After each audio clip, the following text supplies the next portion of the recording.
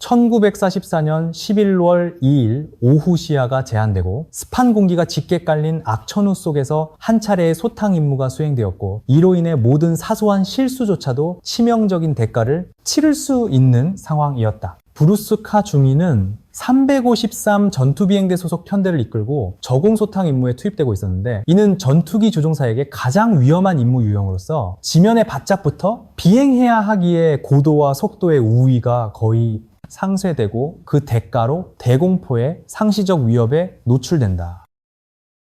카가 조종하던 P-51 머스탱의 날개 아래에는 루프트와페 비행장이 있었다. 독일 항공기들은 진흙으로 만든 엄폐화 안에 가만히 놓여 있어 이상적인 표적이 되고 있었고, 불과 몇 초 전까지만 해도 칸은 사냥꾼이었다. 그러나 공중전은 감정이나 용기로 움직이지 않는다. 그것은 확률로 움직인다. 독일군의 88mm 대공포탄 한 발이 충분히 가까운 거리에서 폭발하여 금속 파편 하나가 엔젤스 플레이메이트라는 이름을 가진 머스탱의 얇은 알루미늄 외피를 관통했다. 그 탄편은 날개를 부러뜨리지도 꼬리를 파괴하지도 즉시 기체를 폭발시키지도 않았다.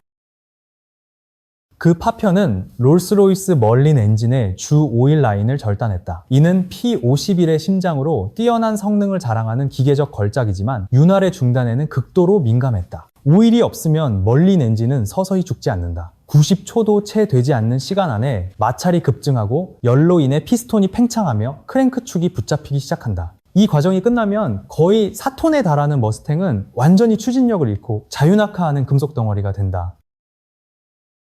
칸은 시계나 계기판을 볼 필요가 없었다. 그는 변화를 들을 수 있었다. 엔진 소리는 건조하고 날카롭게 변했고, 모든 조종사가 식별하도록 훈련받는 소리, 즉 스스로 붕괴되기 직전에 엔진이 내는 명백한 신호였다. 이처럼 낮은 고도에서는 낙하산 탈출이 안전한 선택이 아니었다. 미 공군의 훈련 통계에 따르면 수백 미터 이하에서 탈출할 경우 생존율은 순전히 운에 달려 있었다. 그러나 불타는 항공기에 그대로 남는 것은 더 이상 확률 계산이 아니라 확정된 사형 선고였다.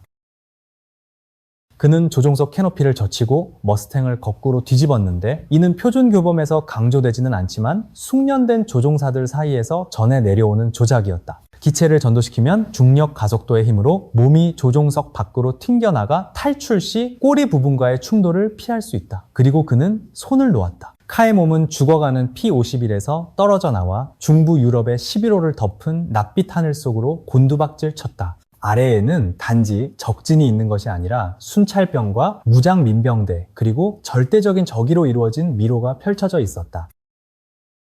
연합군 군사정보국 MIS-X의 자료에 따르면 1944년에 적 전선 뒤에서 격추된 조종사가 살아남아 귀환할 확률은 23%에도 미치지 못했다. 통계적으로 보자면 이 순간은 끝을 의미했다. 혹은 적어도 독일군은 그렇게 믿었다. 그들은 방금 하늘에서 떨어진 인물이 단순한 전투조종사가 아니라 교범보다 기계를 더 깊이 이해한 인간이며, 그리고 무엇보다도 확률이 운명을 미리 결정한다는 생각을 결코 받아들이지 않은 사람이라는 사실을 알지 못했다.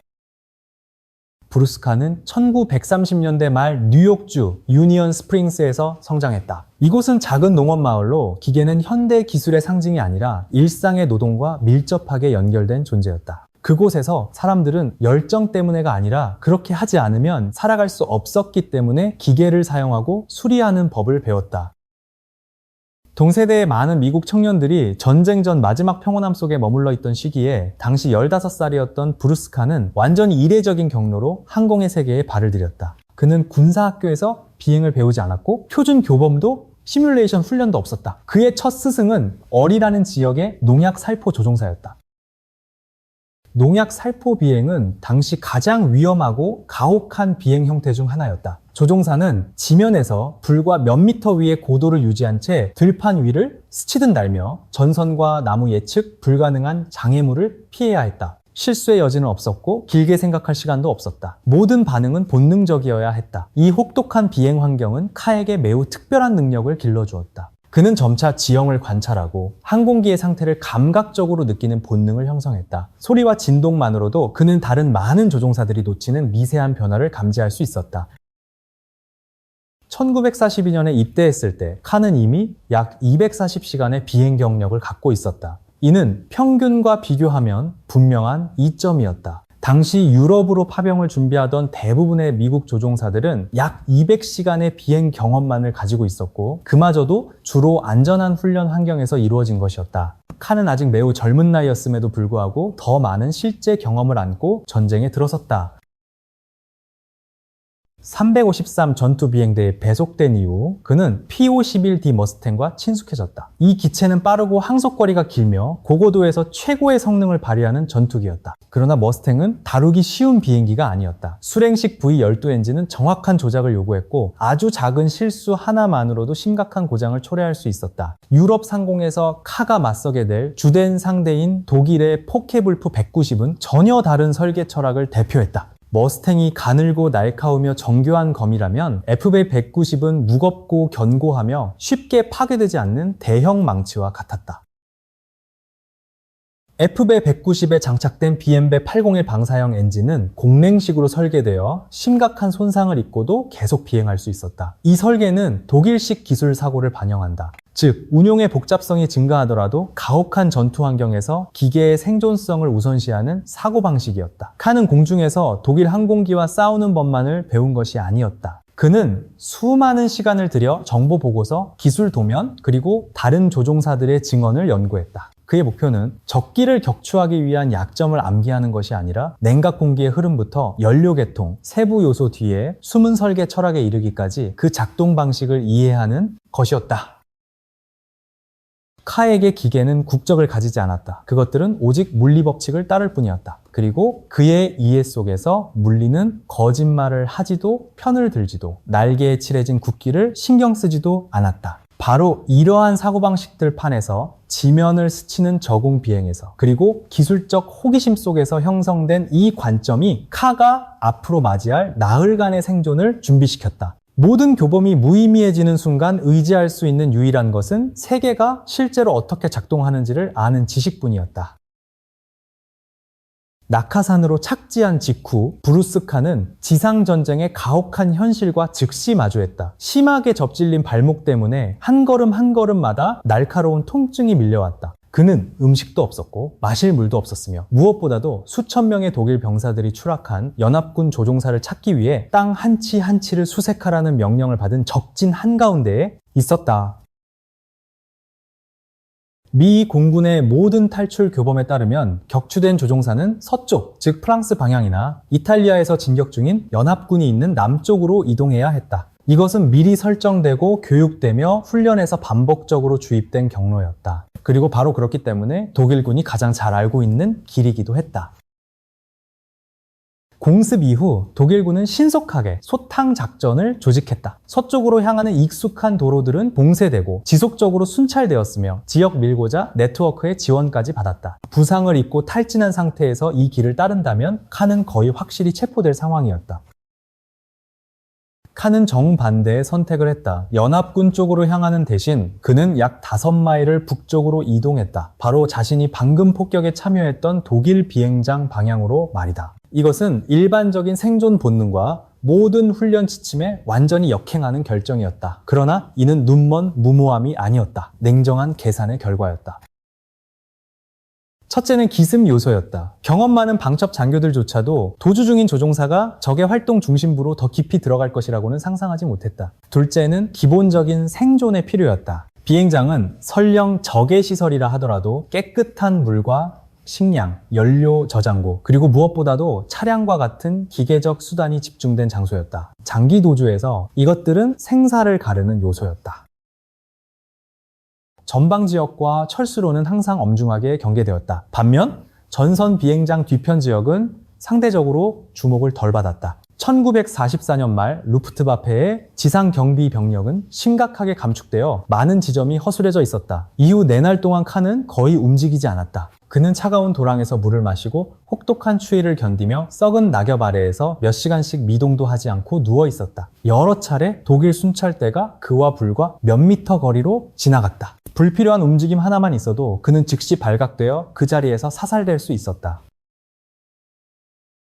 넷째 날에 이르러 그의 몸은 근육 조직을 스스로 소모하기 시작했다. 굶주림은 더 이상 허기를 느끼는 감각이 아니라 온몸으로 퍼지는 둔한 통증이 되었다. 칸은 시간이 더 이상 자기 편이 아니라는 것을 깨달았다. 행동하지 않으면 그는 붙잡히기도 전에 쓰러질 것이었다. 그는 비행장 가장자리까지 기어가 관찰했다. 카의 눈앞에는 토루 안에 배치된 포케불프 FW-190A8 전투기들이 보였다. 그는 독일 정비병들이 정기적인 엔진 점검을 수행하는 모습을 목격했다. 익숙하고 반복적인 절차로 경계라기보다는 습관에 가까운 행동이었다.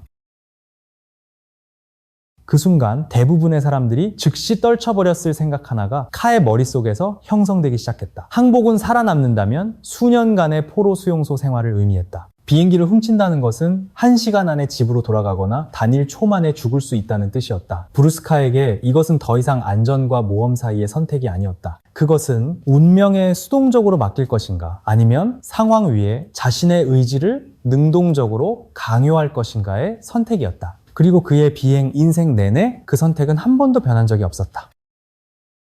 1944년 11월 6일 새벽 3시, 독일 비행장은 차갑고 축축한 짙은 안개에 잠겨 있었다. 경납고에서 새어나오는 희미한 노란 불빛이 진흙투성이 지면 위에 흐릿하게 반사되고 있었다. 경비병 교대 시간 규율이 가장 느슨해지기 쉬운 순간을 이용해 브루스카는 조용히 철조망에 접근했고, 부상당한 한 사람이 간신히 통과할 수 있을 만큼의 틈으로 몸을 끌고 들어갔다.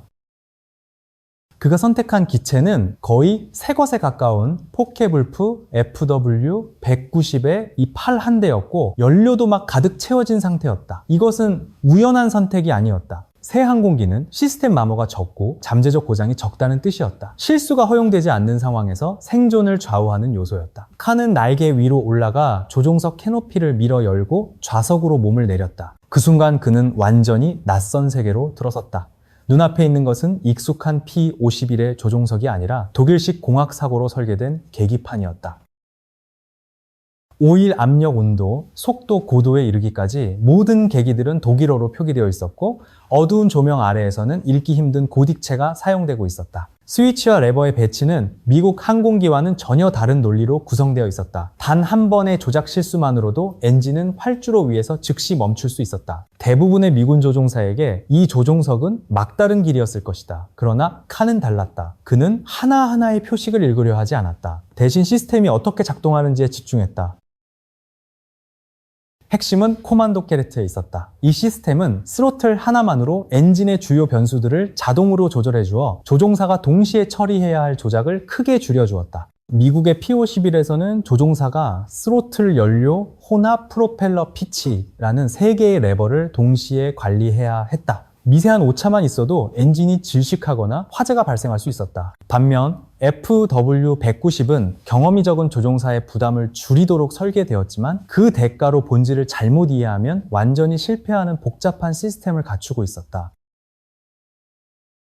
칸은 그 설계 철학을 이해하고 있었다. 코만도 게레트가 정상 작동한다면 개별 변수를 조작할 필요는 없었다. 올바른 순서만 작동시키면 되었다. 그는 표식을 읽지 않았다. 대신 파이프와 배선을 손으로 더듬었다. 연료 선택 밸브를 찾아내고 전기 펌프를 켠 뒤 스로틀 위치를 빠르게 확인했다. 그리고 관성 시동 손잡이를 움켜쥐고 힘껏 당겼다. 필요한 회전 속도까지 에너지를 축적하는 플라이 휠이 돌기 시작하며 날카로운 고음이 울려 퍼졌다. 몇 초 뒤 칸은 결합 장치를 작동시켰다. BMW 801 방사형 엔진이 거칠게 진동하더니 곧 생명을 얻었다. 배기구에서 회색 연기가 뿜어져 나왔다. 냉간 시동 시 방사형 엔진에서 흔히 보이는 신호였다. 저음이고 무겁고 거친 굉음은 P-51의 멀린 엔진이 내는 날카로운 울음과는 전혀 달랐다. 비행장은 즉시 깨어났다. 고함 소리가 터져 나왔다. 탐조등이 켜졌다. 첫 번째 탄환들이 안개를 찢기 시작했다. 카에게는 오일 압력이나 온도를 충분히 확인할 시간이 없었다. 단 한 초의 지체도 지상에서 포위당하는 것을 의미했다. 그는 스로틀을 끝까지 밀어 올렸다.